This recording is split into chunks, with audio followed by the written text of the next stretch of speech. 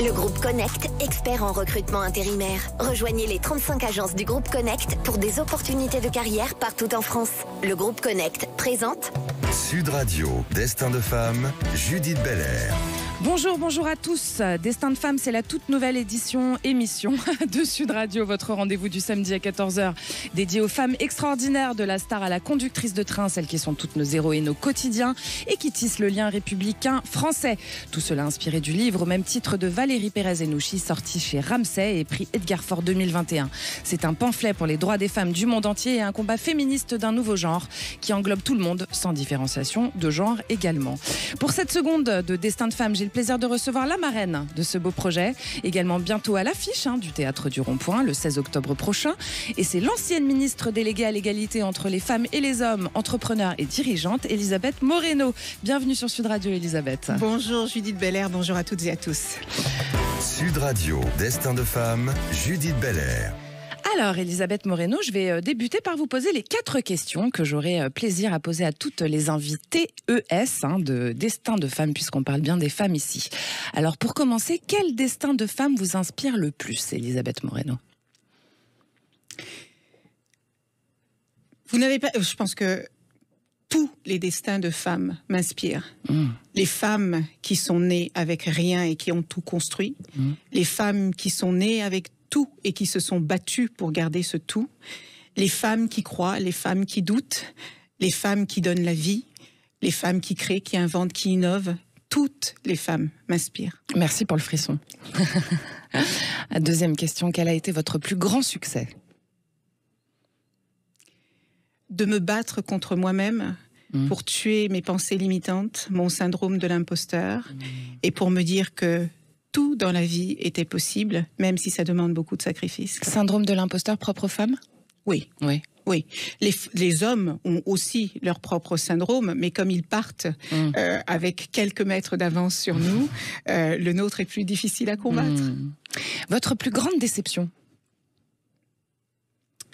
Que nous soyons 51% de la population mondiale et que nous soyons encore la seule majorité à être traités comme une minorité. Bravo. Et quelle est votre plus grande joie ? De vivre et de me dire que demain sera meilleur qu'aujourd'hui. Vous êtes parfaite. Du tout, pas du tout. Vous répondez bien aux questions en tout cas.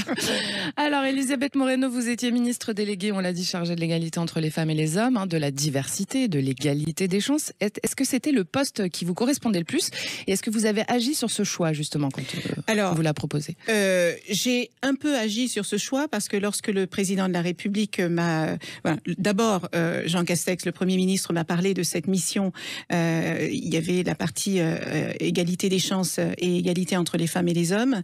Mais mon histoire complète, c'est aussi la diversité. Alors, je sais bien que nous sommes tous singuliers, nous sommes tous uniques, mais il y a une diversité que certains n'ont pas envie de voir. Quand vous êtes en situation de handicap, quand vous venez de la campagne, quand vous avez un parcours d'immigré, en fait, il y a énormément de diversité dans notre pays. Certaines sont plus acceptées que d'autres. Et j'ai dit au président de la République que j'avais suffisamment d'expérience sur ce sujet pour le porter aussi. Et c'est comme ça que le titre de mon ministère est devenu une mission à rallonge avec l'égalité entre les femmes et les hommes, la diversité et l'égalité des chances. C'est vous qui avez joué sur ce titre en fait. J'y tenais en tout cas. C'est important que ça soit plus global. Pour que tout le monde soit représenté. Et du coup, c'est ça vos motivations pour entrer en politique Oui, en fait, moi je suis la pas... diversité. Non. En fait... Je ne suis pas rentrée en politique par idéologie. Moi, je suis rentrée en politique par rapport à l'expérience d'une vie. Parce que j'ai eu la possibilité de rendre possible ce qui est souhaitable. Et malheureusement, il y a encore dans nos sociétés un nombre incalculable de personnes qui sont invisibles, qui sont quasiment inexistantes aux yeux des politiques publiques parce qu'elles ne font pas de bruit, parce qu'elles ne sortent pas dans la rue, parce qu'elles ne font pas partie de l'élite, parce qu'elles n'ont pas de réseau, parce qu'elles n'ont pas de code. Et j'avais envie de représenter ces gens-là. Vous avez une expérience aujourd'hui qui vraiment est autant publique que privée, bien entendu. Est-ce que les stratégies et les initiatives qui ont été mises en place dans le public, enfin, quelle est la difficulté ? Pourquoi ça met plus de temps dans le public ? Pourquoi c'est plus compliqué ? Et est-ce que finalement c'est plus facile dans le privé de mettre en place des initiatives qui font évoluer les choses. Alors, si vous me posiez la question de savoir si c'était plus facile de faire, de mettre les choses en place lorsque j'étais patronne d'un groupe comme Hewlett Packard Afrique ou Lenovo France, je vous dirais que oui. Parce que d'abord, je n'ai jamais eu 67 millions de clients. Je n'ai jamais eu à porter des sujets qui peuvent être clivants, dérangeants. Quand on parle de racisme, de sexisme, de misogynie, de validisme, tous ces sujets qui dérangent, on a l'impression que c'est les uns contre les autres, alors qu'en fait, ça n'est pas du tout le cas. Moi, quand j'étais dans le monde de la tech, je proposais des services, des produits à des clients qui en avaient globalement besoin. Aujourd'hui, dans notre société, moi, j'étais extrêmement étonnée quand j'ai travaillé sur la PMA pour toutes. J'étais extrêmement étonnée de voir que certaines personnes acceptaient le fait que certaines femmes, parce qu'elles étaient en couple, mariées, avaient droit à la procréation médicalement assistée, et que d'autres femmes, parce qu'elles étaient lesbiennes ou célibataires, n'avaient pas le droit de fonder un foyer. Donc je ne comprends pas toujours ces gens qui refusent les mêmes droits à d'autres personnes parce que ces personnes-là ne sont pas comme elles. Est-ce que c'est pas un relent de société patriarcale, tout simplement, ça, Elisabeth? Bien sûr, évidemment que oui. C'est un relent d'une partie de la population qui domine une autre partie et qui n'a pas envie de partager le pouvoir. Qui n'a pas envie de perdre sa place, quoi. Mais en fait, ça n'est pas... Vous savez, quand vous êtes une femme et que vous souhaitez prendre des responsabilités dans une entreprise ou dans une institution publique, vous ne voulez pas prendre la place de quelqu'un d'autre, vous voulez juste prendre votre place. C'est ça qu'on n'a pas encore compris. Et on n'a pas encore compris que plus on donne de la place à d'autres, plus le gâteau s'agrandit. Il ne se réduit pas. Et c'est aussi pour ça que c'est important de lier les hommes à ce combat. Mais c'est essentiel. Moi, j'ai toujours été convaincue que le sujet, ça n'était pas de remplacer une domination par une autre domination. Le sujet, c'est comment on apprend à vivre ensemble. Comment on apprend à créer une société plus équilibrée et donc plus harmonieuse et donc plus résiliente. Aujourd'hui, notre société ne va pas bien parce que une catégorie de la population considère qu'elle a plus de droits, plus de légitimité, plus d'autorité, plus de ceci, plus de cela. Moi, je pense qu'une société qui va bien, surtout quand c'est la 7e puissance économique mondiale, c'est une société qui n'oublie personne sur le bord de la route.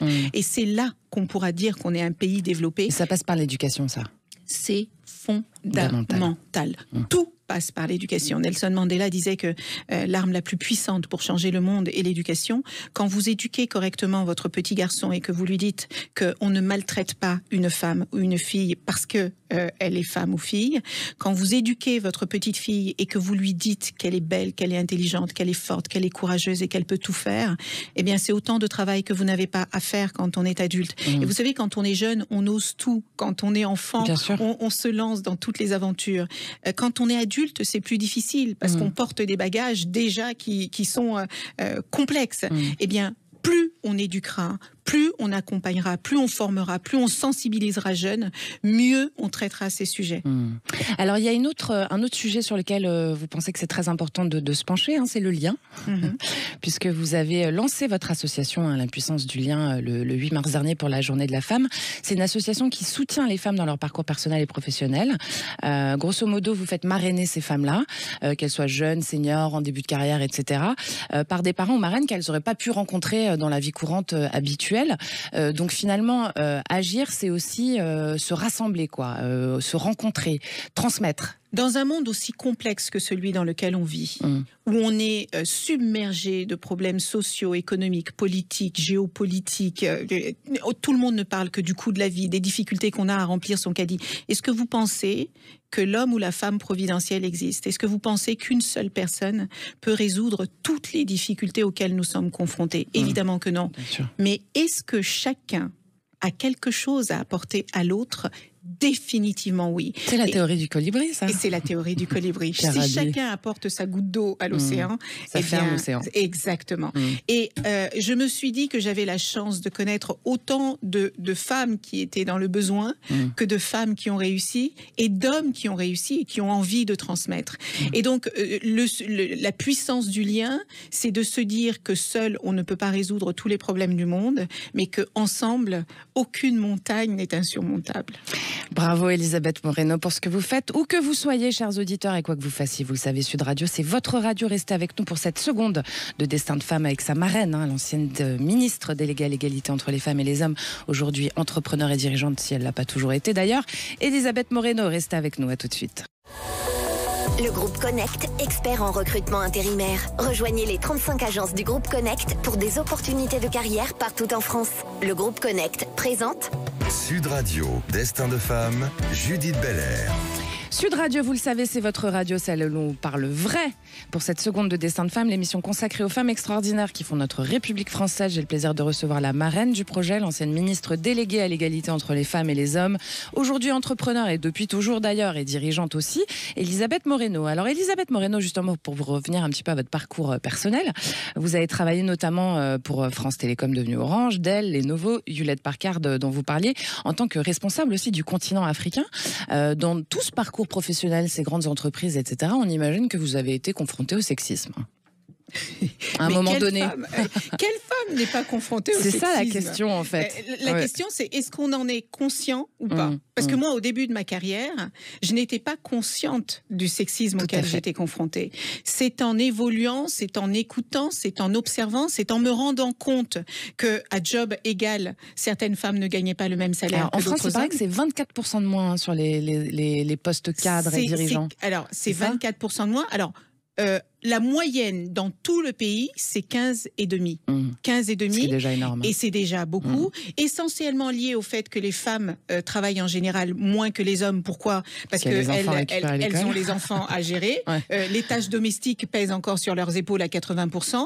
Parce que aussi, quand il y a un temps partiel, ce sont elles qui les subissent en premier lieu, même si elles ne le veulent pas. Quand il y a même si elles n'ont pas d'enfants d'ailleurs. Et même si elles n'ont pas d'enfants. Et vous avez raison de le souligner, parce qu'en fait, j'avais demandé une étude qui montrait qu'il y avait moins d'écart salarial entre les femmes sans enfants et les hommes que les femmes avec enfants.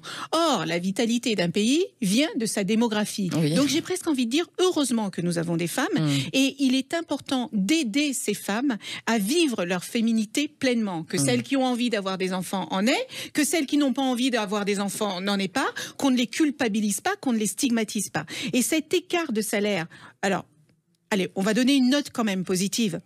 En 1996, l'écart était de 20%. Ouais. 24%. En global sur le national. En global sur le national. Aujourd'hui, on est à 15,5. Bon. Donc on va dire qu'on progresse. Mais pour les jeunes générations, pour les jeunes femmes qui ont aujourd'hui 20, 24 ans, qui rentrent sur le marché du travail, elles s'en fichent de ce qui se passait en 1996. Et c'est inacceptable de se dire que vous avez le même niveau de diplôme, parfois plus, parce que les femmes sont parfois plus diplômées que les hommes.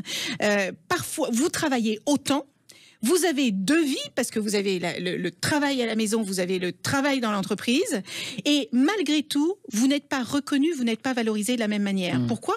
Et cet écart de salaire vient aussi de là, c'est parce que les femmes choisissent aussi des métiers qui sont moins valorisés en termes de rémunération que les hommes. On est dans les métiers du care, mais pour job égal, salaire pas égal aussi, quoi. Alors, si c'est le même job, et si c'est le même temps de travail, l'écart est de 5%.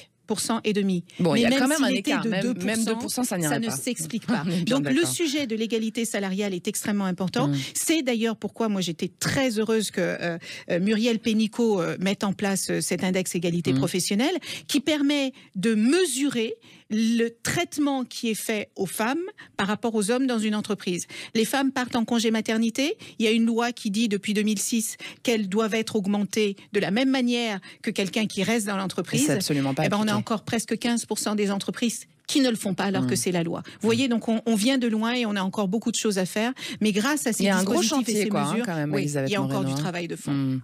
On espère que pour les générations juste d'après, qui sont encore très enfants aujourd'hui, ça aura changé dans une petite dizaine, quinzaine d'années quand même. Ça aura évolué parce qu'évidemment, reconnaissons-le, nos situations aujourd'hui sont meilleures que celles de nos mères et de nos grands-mères. Mais le temps où on arrivera à l'égalité parfaite, ce ne sont pas nos enfants qui le verront. C'est peut-être la génération suivante. Bon, bah ça c'était la note pessimiste Non, de l'émission. tout à fait optimiste, parce que ça veut dire qu'on va y arriver. Oui. Parce que vous savez, les études des Nations Unies disent que ça va nous prendre encore 134 ans pour y parvenir. Ah oui, moi, je suis un petit peu plus optimiste.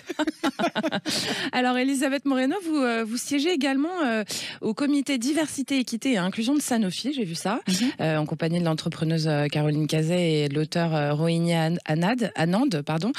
C'est quoi votre mission précisément et pourquoi justement? Alors, là, vous commencez par Sanofi, mais est-ce que le but c'est d'aller dans toutes les entreprises à un moment donné pour que ça soit appliqué en fait, parce que quand on est là, qu'on représente, on pousse les choses à aller plus vite justement. Moi, je suis intimement convaincue que les entreprises, j'y ai passé 35 ans de ma vie, donc je le sais, les entreprises ont une capacité transformationnelle extraordinaire, peut-être même plus puissante que celle des politiques. En fait, le rôle des politiques, c'est de définir la loi, de donner, d'écrire ce qui doit se passer, mais ce qui met en œuvre, c'est la société civile et le travail des associations qui est essentiel.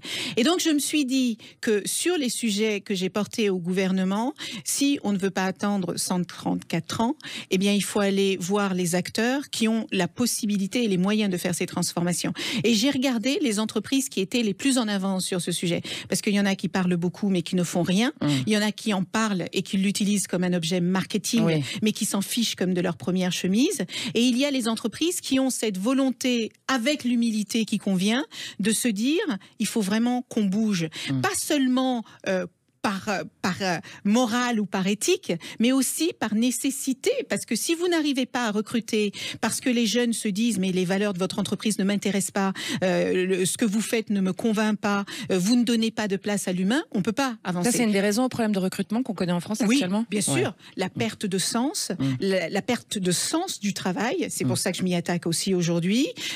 Pourquoi je suis là? Qu'est-ce que j'y fais? Pourquoi j'y fais? Pourquoi j'ai rejoint cette entreprise? C'était pas forcément des questions qu'on se posait avant, ça aussi, ça a évolué, Elisabeth Moreno. Ça a énormément évolué. En fait, les jeunes générations, et je les salue pour ça et je les honore pour ça, elles se posent des questions sur la place de l'humain dans le monde beaucoup plus que nous. Ma génération s'en est posée. L'état de la planète, le fait qu'on hérite de cette planète et qu'on va la transmettre à nos enfants, c'est une question qu'on devrait se poser tous les jours, qu'on ait des enfants ou pas. Cette planète, elle nous appartient pas. On ne doit pas la détruire parce qu'il y en a d'autres qui vont venir derrière nous. Et donc, moi, je pense que des entreprises comme Sanofi travaillent sur ces sujets depuis de nombreuses années. Elles ont mis en place des initiatives incroyables sur les thématiques de l'égalité des genres, de l'égalité les questions de LGBTQIA+, les questions du handicap, les questions de l'âge, etc., etc. Et de la différence d'origine sociale aussi, parce que on oublie parfois que c'est aussi difficile pour un jeune qui habite dans une zone rurale que pour un jeune qui habite dans un quartier populaire que de trouver le bon stage, que de trouver la bonne école. Donc plutôt que de stigmatiser, plutôt que d'opposer, il faut aller chercher les problèmes où ils se trouvent et s'appuyer sur les entreprises de bonne volonté, comme Sanofi en est une, pour pouvoir avancer sur ce sujet. Et pour faire bouger les autres, quoi. Et faire bouger les autres. C'est ce que je me disais. Si un groupe comme Sanofi, un groupe international comme Sanofi, arrive à montrer qu'elle peut le faire, alors tout le monde peut le faire. Alors tout le monde peut le faire. Bien sûr. Alors Destin de femme, ce sera aussi un spectacle, on l'a dit au début de cette émission, qui sera au Théâtre du Rond-Point à Paris le 16 octobre prochain. C'est mis en scène par Jérémy Lippmann. C'est une lecture engagée avec notamment, alors vous l'apprenez en même temps que moi, Nadia Fares, Audrey Dana ou encore Nicoletta, sans oublier les hommes qui vont monter sur scène évidemment. Puis il y aura évidemment d'autres personnalités, bien entendu. Vous allez vous-même prendre la parole sur scène.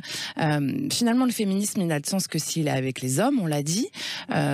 Qu'est-ce que vous en pensez, vous, des mouvements féministes radicaux qui battent le pavé, qu'on entend beaucoup en ce moment? Est-ce que vous ne pensez pas que ça dessert un peu la cause et que finalement, un projet comme Destin de femme qui relie, c'est comme ça qu'il faut faire, tout simplement, sans mettre de côté, quoi? D'abord, il ne faut pas oublier que le féminisme, c'est un mouvement politique. Et comme tous les mouvements politiques, vous avez les extrémistes et vous avez les on va dire, ceux les qui tempérés. sont les tempérés. Voilà, je cherchais un terme. Moi, je pense que parfois, c'est nécessaire d'être radical, sinon on n'est pas entendu. On en a besoin aussi, quoi. On en a besoin aussi. Il ne faut pas aller à l'extrême. Parce que après, à un moment donné, vous risquez de dévoyer... on vous écoute, c'est ça la question aussi, le problème. Il y a plein d'exemples qui montrent que oui. D'accord. Moi, c'est pas ma manière de faire. Moi, vous l'avez dit à plusieurs reprises, je pense que on a besoin de tout le monde sur ces sujets. Je suis fatiguée de toutes ces réunions sur l'égalité femmes-hommes où vous avez 98% de femmes et 2% d'hommes intelligents, un peu éclairés, qui ont compris qu'ils avaient une mère, qu'ils avaient une fille, qu'ils avaient une nièce, qu'ils avaient une amie, qu'ils avaient une femme et qui n'ont pas envie qu'on les maltraite parce qu'elles sont femmes. Vous avez des hommes qui ont compris que le féminisme, c'est aussi un humanisme.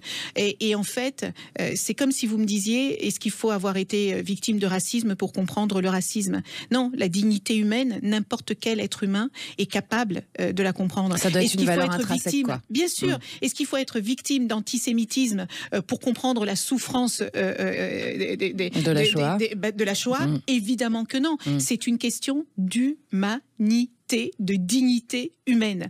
Et donc, je crois que plus on embarquera et plus on rassemblera et plus on aura de facilité à faire avancer ces sujets dans notre société. C'est une question de survie. Moi, j'aime bien cette citation de Martin Luther King qui dit que si on n'apprend pas à vivre ensemble comme des frères, on mourra ensemble comme des idiots. Vous citez les grands maîtres, Nelson Mandela aussi. Allez, une petite question pour terminer cette émission rapidement. Si vous aviez un conseil à donner aux femmes et aux jeunes filles qui aspirent à occuper des postes de responsabilité et à briser les barrières, ça serait lequel, Elisabeth Moreno? Je leur dirais de miser sur elles, d'investir sur elles. Quand vous apprenez qui vous êtes, quand vous savez quelles sont vos valeurs, quelles sont vos qualités, quelles sont vos compétences, quand vous savez ce que vous voulez de la vie, quand vous savez quelles sont vos ambitions, eh bien, vous êtes toujours plus fort que les autres qui vont vous dire que vous ne méritez pas ceci, que ça n'est pas votre place, que vous n'y arriverez pas. Alors, je vais encourager ces jeunes filles et je leur envoie cet appel du fond du cœur. J'ai 2 filles et ce que je dis à mes filles tous les jours, c'est mettez autant d'énergie à vous développer, à grandir, à vous former, à vous éduquer, à être entouré de gens bienveillants qui vous veulent du bien et qui voudront que vous réussissiez juste parce qu'ils pensent que vous le méritez et vous aurez tout gagné. Misez sur vous, croyez en vous et allez chercher ce que vous n'avez pas chez ceux qui l'ont. C'est un message que je vais passer aussi à ma fille. Merci pour le conseil, Elisabeth Moreno. Merci d'être venue par ici. C'était une joie. C'était une joie partagée. Puisque je cite souvent vous avez raison. Je voudrais citer Simone de Beauvoir. Oui. N'oubliez jamais qu'il suffira d'une crise politique, économique ou religieuse pour que les droits des femmes reculent. On a vu ce qui se passe aux États-Unis. Tous les jours. Alors, mesdames, ne lâchez rien. On lâche rien. Merci beaucoup, Elisabeth Moreno. Destin de femme, c'est le 16 octobre, chers auditeurs, au Théâtre du Rond-Point à Paris. Vous pouvez acheter vos places, c'est 55 €.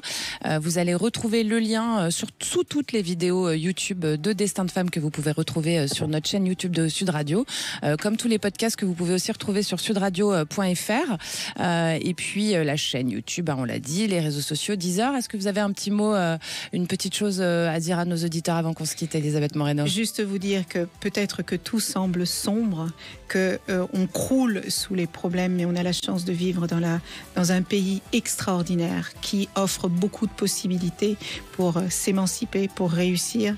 Ne laissez pas les haineux et les taiseux vous laissez croire que le monde tourne à l'envers. Il y a encore plein de choses à construire. Allez, on lâche rien avec Elisabeth Moreno. Merci à Bastien Malric qui réalise pour vous aujourd'hui. Et je vous embrasse. On se retrouve samedi prochain à 14h. Et puis évidemment demain aussi pour C'est excellent. Je vous embrasse les copains. Sud Radio, Destin de femme, Judith Belair. Avec le groupe Connect, expert en recrutement intérimaire. Rejoignez les 35 agences du groupe Connect pour des opportunités de carrière partout en France.